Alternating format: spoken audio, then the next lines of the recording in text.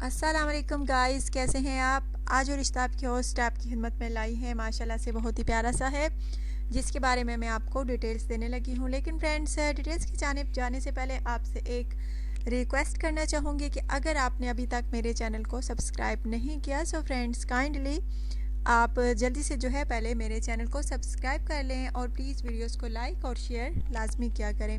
Friends, आज जो रिश्ता है माशाल्लाह से बहुत अच्छी फीमेल का रिश्ता है, जिनके बारे में मैं आपको बताने लगी हूँ। फ्रेंड्स, इनका नाम जो है तहमीना है और ये जो है पाक आर्मी में जॉब करती हैं। पाक आर्मी में है, माशाल्लाह से अच्छी खासी सैलरी है इनकी, बहुत अच्छी जॉब है इनकी। इनका कहना है कि मुझे अच्छे जीवन साथी की तलाश है।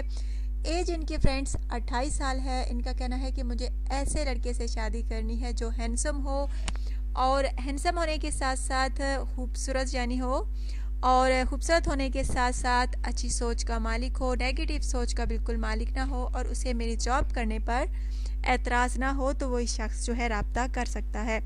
माशाल्लाह से बहुत प्यारी है, खूबसूरत है। फ्रेंड्स, अगर आप में से किसी को पसंद आए तो प्लीज़ जल्द रब्ता कीजिए।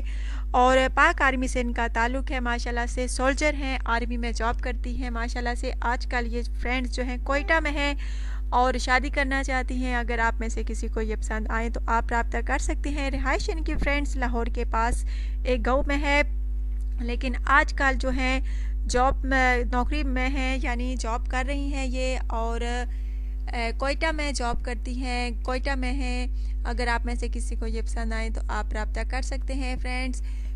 और इनका कहना है कि चाहे रिश्ता पाकिस्तान में मिले या पाकिस्तान के बाहर, लेकिन अगर बाहर यानी बैरून ममालिक में कोई पाकिस्तानी है मुझसे शादी करना चाहे तो उसे पाकिस्तान आना होगा, क्योंकि मैं अपनी जॉब शादी के बाद जो है कंटिन्यू रखना चाहती हूँ, इनका कहना है।